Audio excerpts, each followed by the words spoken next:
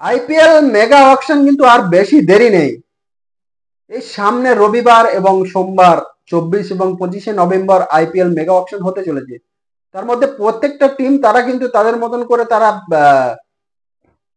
Strategy তৈরি করছে যে কোন কোন প্লেয়ারকে নেওয়া যায়, কোন কোন আমাদের কোথায় দুর্বল, সেই দুর্বল অনুযায়ী কোন প্লেয়ারকে নিলে আমরা সেই ঠিকভাবে আমাদের প্ল্যানটাকে আমরা তৈরি করতে পারবো। তারা কিন্তু নিজেদের মধ্যে কিন্তু একটা স্ট্র্যাটেজি তৈরি করছে। এবং যদি বলি যে রাজস্থান রয়্যালস এই আইপিএল এর ইতিহাসে কিন্তু প্রথম 2008 সালে কিন্তু চ্যাম্পিয়ন হয়েছিল। তারপরে কিন্তু তারা ফাইনাল খেলেছে একবার, একবার বা দুবার সম্ভবত হবে। 2022 সালে গুজরাট টাইটান্স এর বিরুদ্ধে কিন্তু তারা ফাইনাল খেলেছিল, সেখানে কিন্তু তারা হেরে গিয়েছে। এবং কয়েকবার তারা প্লে অফেও কিন্তু উঠেছিল, কিন্তু সেই ট্রফির যে অধরা, যে প্রথম বছর যে ট্রফি পেয়েছিল তারপর থেকে কিন্তু সেই ট্রফির অধরাটা কিন্তু তাদের এখনো আছে। এবং তাদের কাছে তাদেরও আফসোসও আছে যে তারা সেই একটাই ট্রফি ছাড়া কিন্তু এখনো আর জিততে পারলো না। তো তারা প্রত্যেক বছর ভালো ভালো কি টিম তৈরি করে, গত কয়েক বছর ধরে দেখি যে তারা দারুণ একটা টিম তৈরি করছে। এবং সেই টিম কিন্তু প্রথম দিকে তারা দারুণ পারফরমেন্স করে এবং পয়েন্ট টেবিলে কিন্তু ওপরের দিকে থাকে। এটা গত 2-3 বছর ধরে আমরা দেখেছি যে আইপিএল এ রাজস্থান রয়্যালস তাদের প্লেয়াররা কিন্তু দারুণ পারফরমেন্স করছে। এবং প্রথম দিকে যে প্রথম 5-6টা বা 7টা ম্যাচ পর্যন্ত কিন্তু রাজস্থান রয়্যাল তারা পয়েন্ট টেবিলে ওপরের দিকে থাকে, 1 নম্বর 2 নম্বর বা 3 নম্বরের মধ্যে থাকে। কিন্তু তারপরে যত ম্যাচ কিন্তু শেষের দিকে, টুর্নামেন্ট যত শেষের দিকে যেতে থাকে, তাদের কিন্তু সেই পয়েন্ট টেবিল থেকে তারা নিচের দিকে আসতে শুরু করে। তো গত 3 বছর ধরে এই আমরা দেখেছি যে 2022-এ কিন্তু রাজস্থান রয়্যালস একটা দুর্দান্ত একটা টিম ছিল এবং তারা দারুণ পারফরমেন্স করেছিল, করে তারা ফাইনালে গিয়েছিল। কিন্তু ফাইনালে গুজরাট টাইটান্স এর কাছে তারা হেরে যায়। এবং তারপরে তারা কয়েকবার তারা প্লে অফেও গিয়েছিল, কিন্তু সেই ফাইনালে আর খেলতে পারেনি। তো সেই রাজস্থান রয়্যালস কিন্তু এবছর তারা যে 6টা প্লেয়ার রিটার্ন বা আরটিএম ইউজ করা, সেটা কিন্তু তারা ইউজ করে নিয়েছে। কেকেআরও কিন্তু 6জনকে ইউজ করে নিয়েছে, রাজস্থান রয়্যালসও কিন্তু ইউজ করে নিয়েছে। তাদের মধ্যে যদি দেখি সঞ্জু স্যামসন, যশস্বী জয়সওয়াল, রিয়ান পরাগ, ধ্রুব জুড়েল, সিমরন হেডমায়ার এবং আনক্যাপ্ট হিসেবে সন্দীপ শর্মাকে তারা কিন্তু রিটার্ন করেছে। তো তাদের কিন্তু যে একটা বোলিং অ্যাটাক গত 3 বছর ধরে আমরা দেখেছি যে স্পিন হোক বা ফাস্ট বোলিং অ্যাটাক হোক, সব থেকে বেস্ট বোলিং অ্যাটাক কিন্তু রাজস্থান রয়্যালস এর কাছে ছিল। এটা এটা কিন্তু কেউ অস্বীকার করতে পারবে না, কারণ তাদের কাছে যুজবেন্দ্র চাহাল ছিল, রবিচন্দ্রন অশ্বিন ছিল, ট্রেন্ট বোল্ট ছিল, সন্দীপ শর্মাকে তারা রিটার্ন করেছে, ঠিক আছে সন্দীপ শর্মা ছিল, এবং আবেশ খানও ছিল। তো সেই হিসেবে কিন্তু আইপিএল এর 10টা টিমের মধ্যে স্পিন এবং ফাস্ট বোলিং মিলিয়ে কিন্তু তাদের কাছে কিন্তু সব থেকে বেস্ট বোলিং অ্যাটাক ছিল। কিন্তু এটা কিন্তু কেউ অস্বীকার করতে পারবে না। সেই সেই বেস্ট বোলিং অ্যাটাকের যে অপশন ছিল সেটাকে কিন্তু তারা পুরোপুরি ভেঙে দিয়েছে, যে তারা একমাত্র সন্দীপ শর্মাকে রিটার্ন করেছে, বাকি লাইন আপে কিন্তু কাউকে রিটার্ন করেনি। তো যার ফলে কিন্তু এবছর অকশনে কিন্তু তাদেরকে সেই নতুন করে একটা সেট তৈরি করতে হবে।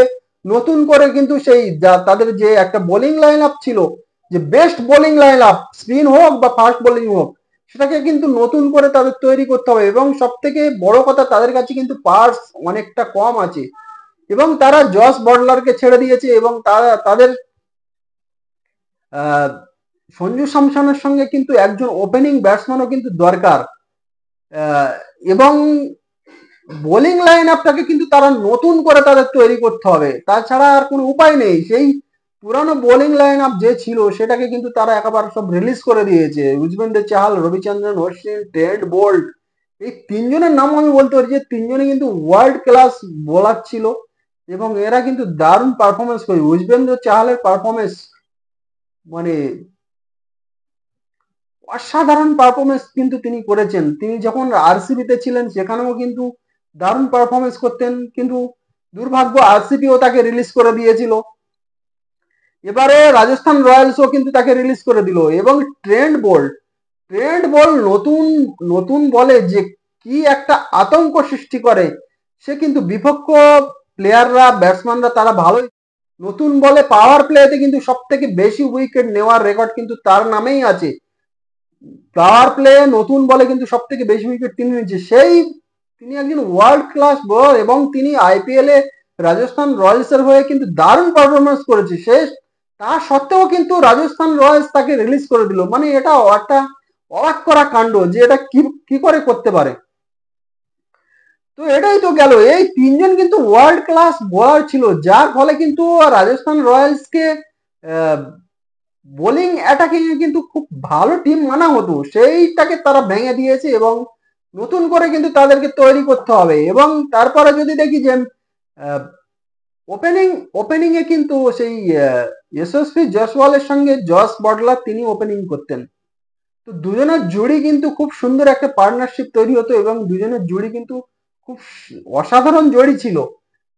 কিন্তু সেই জস বাটলারকেও কিন্তু রিলিজ করে দিয়েছে, যার ফলে নতুন করে কিন্তু আর একজন ওপেনারে তাদের খুঁজতে হবে। কিন্তু সব থেকে তাদের কাছে একটা প্লাস পয়েন্ট যে সঞ্জু স্যামসন বর্তমানে যে ফর্মে আছে, সেই ফর্মটা কিন্তু তিনি যদি ধরে রাখতে পারে তাহলে কিন্তু তিনি এবছর 2025-এর আইপিএল এ কিন্তু একেবারে ঝড় তুলতে চলেছে।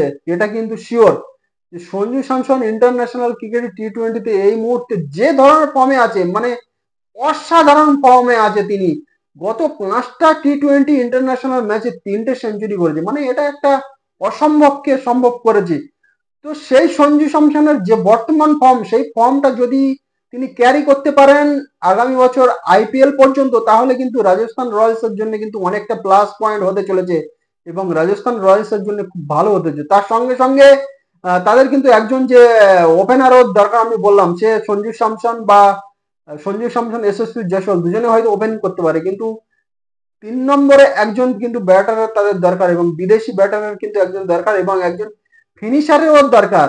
কারণ সিমরান হেডমায়ার সঙ্গে সঙ্গে আর একজন ফিনিশারেরও কিন্তু দরকার, না হলে কিন্তু সেভাবে ফিনিশ করতে পারবে না, সে রাজস্থান রয়্যালস এর কাছে কিন্তু নেই। এই তো ব্যাটিং লাইনে গেল, বোলিং লাইনে ফাস্ট বোলিং লাইনে কিন্তু তাদের বিদেশি একজন ফাস্ট বোলারের দরকার এবং ইন্ডিয়ান ইন্ডিয়ান ফাস্ট বোলারেরও অবশ্যই দরকার। একমাত্র সন্দীপ শর্মা আছে, তিনি আবার আনক্যাপ প্লেয়ার, ইন্টারন্যাশনাল খেলার কিন্তু তার কোনো অভিজ্ঞতা নেই। তিনি এখনো পর্যন্ত তিনি ইন্টারন্যাশনাল ক্রিকেটে ভারতের হয়ে কিন্তু এখনো সুযোগ পাননি। তো যার ফলে কে কে রাজস্থান রয়্যালসে কিন্তু সেই পুরো বোলিং লাইন আপটাকে কিন্তু খুঁজতে হবে, সেই রকম ধরনের প্লেয়ার বোলার নিতে হবে যে তারা সেই আগামী দিনে কিন্তু আগামী আইপিএল এ কিন্তু রাজস্থান রয়্যালস এর হয়ে ভালো পারফরমেন্স করে। কিন্তু তাদের সব থেকে বড় দুঃখের ব্যাপার হলো তাদের কাছে কিন্তু পার্টস কম আছে। সেই পার্টস কম নিয়ে কিন্তু এইরকম ভালো টিম তৈরি করা অনেকটা মুশকিল হয়ে যাবে। তো সবকিছু কিন্তু দেখার লক্ষ্য যে রাজস্থান রয়্যালস তারা আইপিএল অকশনে কি ধরনের স্ট্র্যাটেজি তারা নেয় এবং কোন কোন প্লেয়ারকে তারা কেনেন, সেই দিকে কিন্তু সবার লক্ষ্য থাকবে।